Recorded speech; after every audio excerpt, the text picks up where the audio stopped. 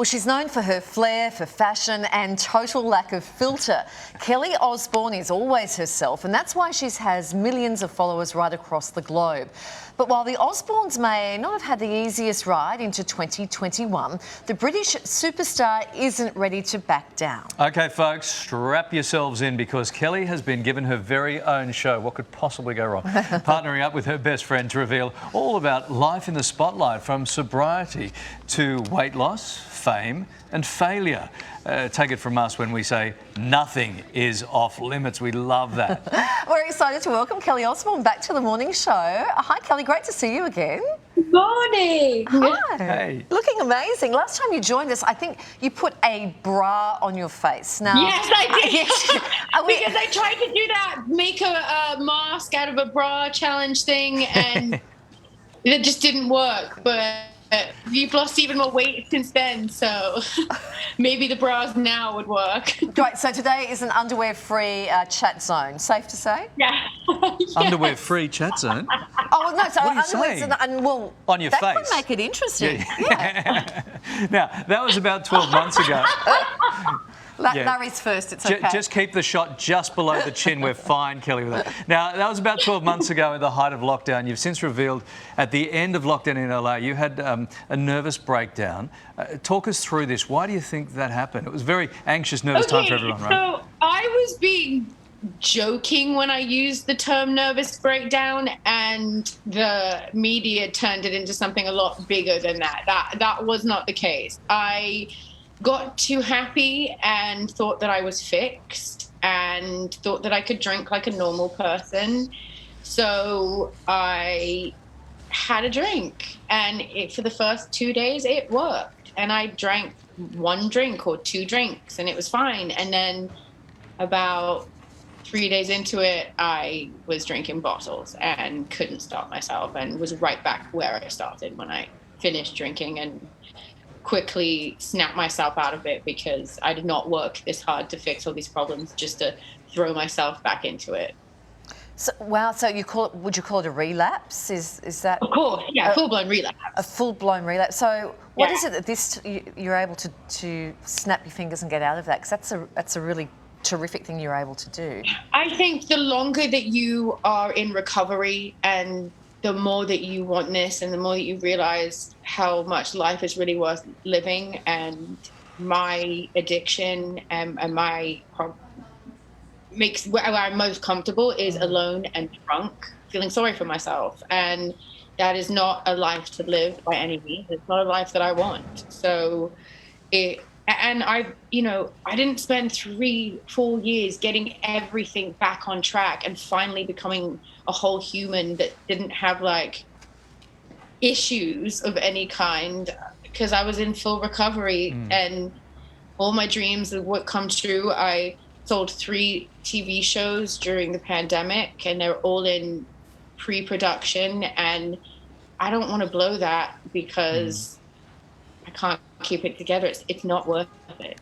Wow. Kelly, you posted about your relapse on Instagram. You knew that would lead to a tidal wave of mainly support, I suppose. Why did you decide to go public with that so publicly? And how helpful was everyone piling on going, we've got your back, stay strong, stay positive, all that sort of behaviour?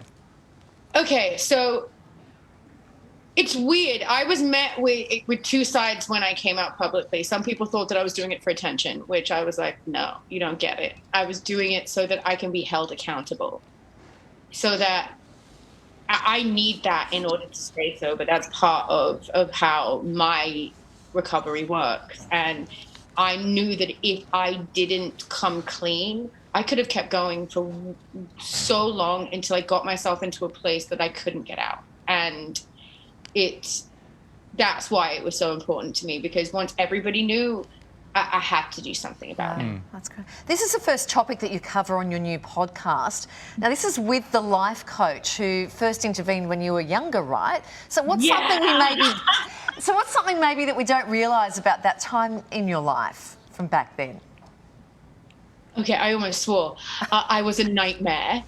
I actually called the police on him to get him out of my house because I had been intervened so many times that I knew my legal rights in an intervention. Like, I was horrible, like horrible. He said it took him like a week he had like an emotional hangover. I literally abused him, but I wear the badge proudly that I was one of his top 5 most difficult interventions. And let me tell you, he's had guns pulled on him.